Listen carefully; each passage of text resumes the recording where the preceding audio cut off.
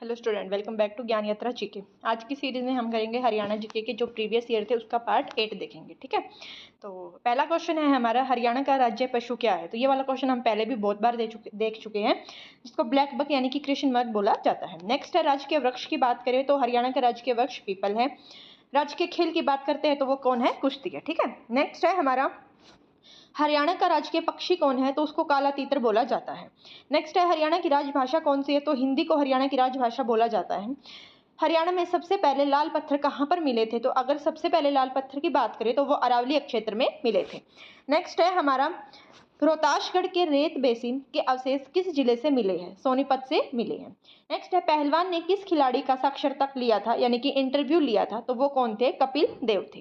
Next है, पानीपत की बवाली में कौन सा कारखाना लगाया गया था, तो पानीपत की बावली में चीनी मिल का कारखाना लगाया गया था।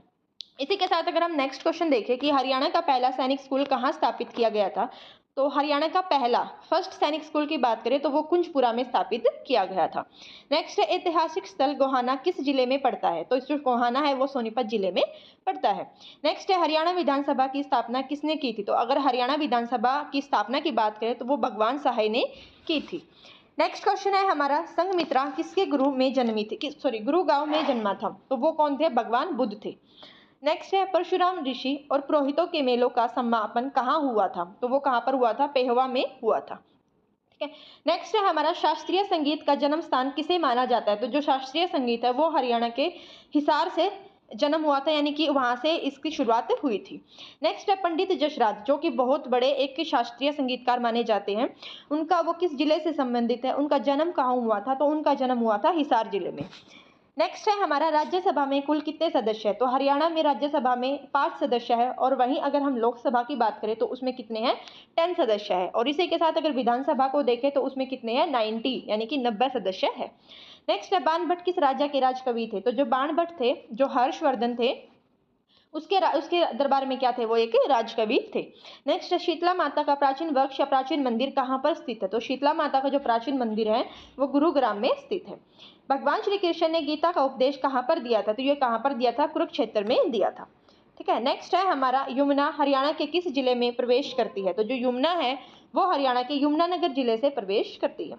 जो यमुना नदी है वो हरियाणा और यूपी के बीच में बाउंड्री का काम करती है। महाभारत में वर्णित नक्षत्रियवर्ती तीर्थ किस नदी के किनारे है, तो वो कहाँ पर है, सरस्वती नदी के किनारे है, जो अभी क्या है, लुप्त हो चुकी है। नेक्स्ट है, यमुना नदी की सबसे बड़ी उपनदी कौन सी है, तो अगर यमुना नदी की सहायक नदी की बात करें तो वो कौन है, चंबल नदी है। नेक्स्ट है, वहीं अगर हम घग्गर नदी हरियाणा के किस जिले में नहीं बहती, तो घग्गर नदी है वो पिंजौर जो पंचकुला क्षेत्र में पड़ता है, वहां पर घग्गर नदी नहीं बहती। नेक्स्ट है, हरियाणा में कितने जिले हैं, तो जो पहले पेपर हुए थे उसके अकॉर्डिंग 22 करेक्ट है, लेकिन अभी की बात करें तो हरियाणा में 23 जिले हैं। ठीक है, नया कौन सा जिला बना है, हासी बना है, हिसार से अलग होके। नेक्स्ट है, हरियाणा का सबसे नया जिला, तो अगर आपके ऑप्शन में हासी नहीं है तो आएगा चरखी दादरी, लेकिन अगर ऑप्शन में हासी है तो कौन सा आएगा, हासी आएगा, क्योंकि अभी लेटेस्ट में बना है। नेक्स्ट है, हरियाणा के गठन के समय कितने जिले थे, तो हरियाणा का जब गठन हुआ 1966 में, तो उस टाइम हरियाणा में टोटल 7 जिले थे। इसी के साथ अगर हम नेक्स्ट देखें कि पलवल जिला कब स्थापित हुआ था, तो पलवल जिला 15 अगस्त 2008 को क्या था, स्थापित हुआ था। हरियाणा का सबसे छोटा जिला कौन सा है, तो फरीदाबाद हरियाणा का सबसे छोटा जिला माना जाता है। वहीं पर अगर हम हरियाणा के सबसे बड़े जिले की बात करते हैं तो सिरसा को हरियाणा का सबसे बड़ा जिला मानते हैं।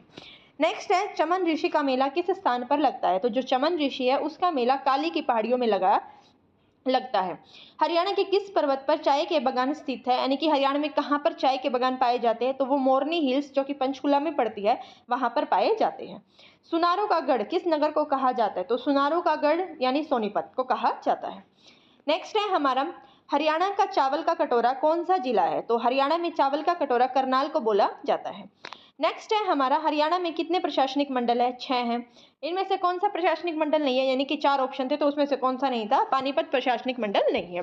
हरियाणा के 6 प्रशासनिक मंडल कौन कौन से हैं वो आप मेरे को कमेंट बॉक्स में बताएंगे कमेंट करके। नेक्स्ट है, हरियाणा के प्रथम राजकवि कौन थे, तो उदयभानु हंस क्या थे, हरियाणा के प्रथम राजकवि थे।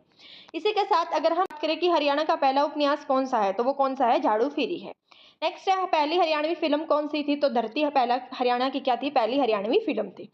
हरियाणवी जगत में सफल नायक किसे माना जाता है, तो हरियाणवी फिल्मों का सफल नायक जगत जाखड़ को माना जाता है। नेक्स्ट है हमारा, थानेसर किस राजा की राजधानी थी? तो ये करेक्शन कर लेना, यहाँ थानेसर आएगा। तो थानेसर है जो सम्राट हर्षवर्धन की क्या थी? राजधानी थी। राष्ट्रीय राजधानी क्षेत्र यानी कि एनसीआर में कौन सा नगर शामिल नहीं है? तो जो हिसार नगर है वो एनसीआर में शामिल नहीं है। पिंजौर में स्थित गार्डन का क्या नाम है? तो पिंजौर में जो गार्डन स्थित है उसको यादवंदर गार्डन के नाम से जाना जाता है। हरियाणा में लोकसभा में अनुसूचित जाति के लिए कितने क्षेत्र आरक्षित है? तो अगर अनुसूचित जाति की बात करें तो उसके लिए 2 सीटें क्या है? आरक्षित है। वहीं अगर हम बात करें कि लोकसभा सीट सामान्य वर्ग में आती है, तो 4 ऑप्शन में थे, उसमें था गुरुग्राम जो सामान्य वर्ग में यानी कि जनरल क्षेत्र में आती है। नेक्स्ट है लोकसभा में सीटों की संख्या कितनी है? तो अगर हरियाणा में लोकसभा की सीटें कितनी है? 10 है। नेक्स्ट क्वेश्चन है हमारा, आकाशवाणी रोहतक की स्थापना कब हुई थी? तो 8 मई 1976 यानी कि 8 मई 1976 को आकाशवाणी रोहतक की स्थापना हुई थी। हरियाणा में टोटल कितने आकाशवाणी है? 3 आकाशवाणी है। हरियाणा का सबसे पुराना आकाशवाणी केंद्र कौन सा है? तो जो रोहतक वाला है वही सबसे पुराना है, जिसकी स्थापना 8 मई 1976 को हुई थी। नेक्स्ट, तीज का त्योहार किस महीने में आता है? तो सावन के महीने में तीज का त्योहार आता है। सिंधारा उपहार या बेटी को किस अवसर पर दिया जाता है? तो सिंधारा उपहार बेटी या बहन को तीज के अवसर पर दिया जाता है। नेक्स्ट है, भौगोलिक दृष्टि से हरियाणा को कितने भागों में बांटा गया है? तो हरियाणा को टोटल 3 भागों में बांटा गया है। कौन कौन से थे वो 3 भाग? कुरुक्षेत्र, हरियाणा और फर्रुखनगर। तो भौगोलिक दृष्टि से हरियाणा 3 क्षेत्र में बटा है, कुरुक्षेत्र, हरियाणा और फर्रुखनगर में। नेक्स्ट है, कुरुक्षेत्र किन अक्षांशों के बीच स्थित है? तो अगर हम कुरुक्षेत्र की बात करें तो वो 28 डिग्री 30 मिनट से लेकर 30 डिग्री उत्तरी अक्षांश के अंडर आता है। वहीं अगर हम कुरुक्षेत्र के देशांतर की बात करते हैं तो वो 76 डिग्री 21 मिनट से लेकर 77 डिग्री पूर्वी देशांतर के बीच आता है। कुरुक्षेत्र अक्षेत्र में क्या शामिल है? तो जो कुरुक्षेत्र है उसमें पूरा का पूरा कालनौर अक्षेत्र और जींद क्या था? शामिल था। ठीक है, पहले की बात कर रहे हैं जब हरियाणा को मतलब जो भौगोलिक अक्षेत्र उसके अकॉर्डिंग बता रहे हैं। नेक्स्ट है, हरियाणा भौगोलिक क्षेत्र किन अक्षांशों के बीच स्थित है? तो भौगोलिक वाला क्षेत्र है वो 29 डिग्री 30 मिनट उत्तरी अक्षांश के बीच स्थित है। ठीक है, अक्षांश ये याद रखना है किस में है? अक्षांश में है। हरियाणा भौगोलिक क्षेत्र में कौन कौन से जिले शामिल है? तो भिवानी, फरीदाबाद, हिसार, महेंद्रगढ़ और रोहतक के भाग क्या है इसमें शामिल है। हरियाणा भौगोलिक क्षेत्र को गोचर क्षेत्र क्यों कहा जाता है? क्योंकि क्या है, यहाँ पर जाटों की अधिकता के कारण यहाँ पर जो क्षेत्र है उसको गोचर क्षेत्र बोला जाता है। नेक्स्ट है, फर्रुखनगर क्षेत्र किन तहसीलों के मध्य आता है? तो जो फर्रुखनगर है वो फरीदाबाद और झज्जर तहसीलों के क्या है? बीच में आता है। ठीक है, नेक्स्ट जो फर्रुखनगर क्षेत्र में प्राचीन काल में किसका आधिपत्य था? तो जो फर्रुखनगर था उसमें पहले जाटी और योद्धा राजपूतों का क्या था? आधिपत्य था। नेक्स्ट है, हरियाणा का लगभग कितना भाग समतल और तरंगित मैदान है? तो हरियाणा का लगभग 93.76% भाग क्या है? प्लेन है, समतल है। इसलिए क्या है, यहाँ पर चावल वगैरह ज्यादा होते हैं। हरियाणा के समतल मैदान को किस नाम से जाना जाता है? जो हरियाणा की जो प्लेन भूमि है उसको किस नाम से जानते हैं? तो उसको घग्गर और यमुना के मैदान से क्या है? जाना जाता है। हरियाणा के मैदान की औसत ऊंचाई कितनी है? तो हरियाणा के जो मैदान है उनकी औसत ऊंचाई 300 मीटर से भी कम है। ठीक है, इसके साथ अगर हम नेक्स्ट क्वेश्चन देखें, हरियाणा का कितना भाग समतल मैदान है? तो अगर परसेंट में बात करें तो 68.21% भाग क्या है? प्लेन है, समतल है। इसी के साथ अगर हम तरंगित मैदान यानी कि उबड़ खाबड़ मैदान की बात करें जो थोड़ा ऊंचा नीचा होता है तो वो 25.55% है। तरंगित मैदान में किस प्रकार के अवशेष पाए गए? यानी कि जो तरंगित मैदान है वो किस टाइप का क्या है उसमें? तो उसमें वृक्ष के स्टम्प्स और रेत के टीले क्या है? पाए जाते हैं। इस टाइप के, देखो फोटो से आपको क्लियर हो रहा होगा कि तरंगित मैदान कैसे होते हैं। ऐसे थोड़े थोड़े मिट्टी के उठे हुए, ये पेड़ वाले ये हो गए सारे। ठीक है, इस टाइप के। हरियाणा में कितना भाग है? वो पहाड़ी वाला है और कंकरीला है। तो अगर इसकी बात करें तो 3.09% क्या है? पहाड़ी वाला क्षेत्र है। वहीं अगर हम शिवालिक पर्वत श्रेणियों की बात करें कि जो हरियाणा है वो शिवालिक श्रेणियों से कितना घिरा हुआ है? तो 1.67% भाग हरियाणा का शिवालिक पर्वत श्रेणियों से क्या है? घिरा हुआ है। यहाँ पर जो इसके थ्रू आपको समझ आ रहा होगा कि जो इतने सारा जो ज्यादा पार्ट है वो समतल मैदान का है। उसके बाद जो ब्लू वाला पार्ट है वो पहाड़ी व कंकरीला क्षेत्र से रिलेट करता है। जो पिंक वाला है वो शिवालिक पर्वत श्रेणियों से है और जो येलो वाला है वो तरंगित मैदान है। तो इससे क्या पता लगता है कि जो हरियाणा में सबसे अधिक क्या है? समतल मैदान है और उसके बाद किसका नंबर आता है? तरंगित मैदान का आता है। ठीक है, तो सबसे कम क्या है? सबसे कम हरियाणा में शिवालिक पर्वत श्रेणियां आती है। नेक्स्ट क्वेश्चन है हमारा, शिवालिक पर्वत श्रेणियां किन जिलों में स्थित है? जो शिवालिक की जो पर्वत श्रेणियां हैं वो हरियाणा के पंचकुला, अंबाला और यमुनानगर जिलों में पड़ती है, यानी कि टॉप में। ठीक है, उत्तर दिशा में पड़ती है। नेक्स्ट, शिवालिक क्षेत्र को और किस नाम से जाना जाता है? तो शिवालिक क्षेत्र है उसको गिरिपाद मैदान भी बोला जाता है। नेक्स्ट शिवालिक पहाड़ियों का विस्तार। हरियाणा की, ये हमने ऊपर पढ़ा था कि पंचकुला, अंबाला और यमुनानगर में क्या है, शिवालिक की पहाड़ियाँ पाई जाती है। उच्च शिवालिक श्रेणियाँ कितनी ऊंची, यानी कि जो शिवालिक की जो टॉप वाली है वो कितनी है, वो 600 मीटर से अधिक ऊंची है। इसी के साथ अगर हम लोएस्ट की बात करें यानी कि निम्न की बात करें तो वो 400 से 600 मीटर के बीच आती है। नेक्स्ट अगर हम देखें कि हरियाणा की सबसे ऊंची पहाड़ी कौन सी है, तो मोरनी की पहाड़ियाँ जो कि शिवालिक की है वो क्या है, हरियाणा की सबसे ऊंची चोटी मिलती है जो कि पंचकुला में पड़ती है। ठीक है, नेक्स्ट है मोरनी की पहाड़ियों की ऊंचाई भी आ जाती है कभी कभी एग्जाम में, तो वो कितनी है, वो 1220 मीटर क्या है, मोरनी की पहाड़ियों की ऊंचाई है।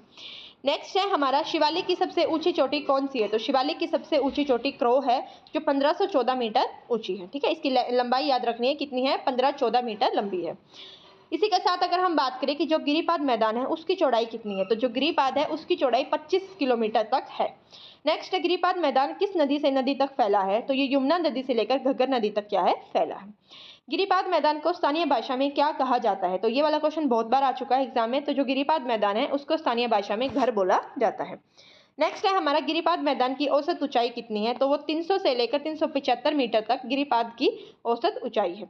गिरिपाद मैदान की प्रमुख नदियां कौन सी है, तो इसमें जो प्रमुख नदी है वो घग्गर और मारकंडा क्या है, इसकी मेन नदियां हैं, रिवर है। ये क्या है, ये वो शिवालिक वाली दे रखी है, और ये करो सबसे ऊंची चोटी है जो 1514 मीटर तक है। ठीक है, और गिरिपाद की मेन नदी कौन सी है, घग्गर व मारकंडा है। आई होप आपको वीडियो अच्छी लगी होगी, हेल्पफुल लगी होगी, और ऐसे ही लाइक करना, शेयर करना, सब्सक्राइब करना, और अगर आपको बेल आइकन को प्रेस कर लेना ताकि आपको टाइम टू टाइम नोटिफिकेशन मिलता रहे। चलो मिलते हैं नेक्स्ट पार्ट में।